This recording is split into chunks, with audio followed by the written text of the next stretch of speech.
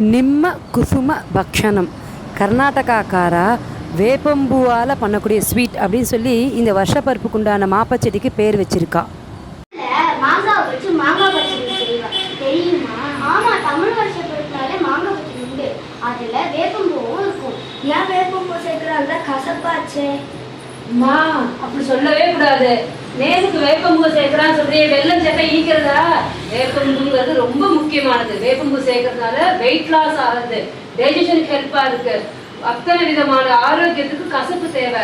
6 சுவையும் நமக்கு லைஃப்ல கண்டிப்பா தேவைப்படுறது. டெய்லியே 365 டேஸை நம்ம சேர்க்கணும். அட்லீஸ்ட் நியூ இயர் அன்னைக்கு சேர்க்கணும். அதனாலதான் அறுசுவைன்னு சொல்லி தமிழ்நாட்டில் சொல்லியிருக்கா.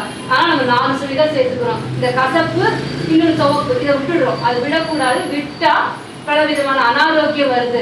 இதை சேர்க்க கேன்சர், இன்னும் பலவிதமான ப்ராப்ளம்ஸ் எல்லாமே கிளியர் பண்றது வேப்பம்பூ. ஸோ வேப்பம்பூன்னு இல்லை, பாவக்காய், கசப்பு, எல்லா விதமான கசப்பையும் சேர்த்துக்கணும்.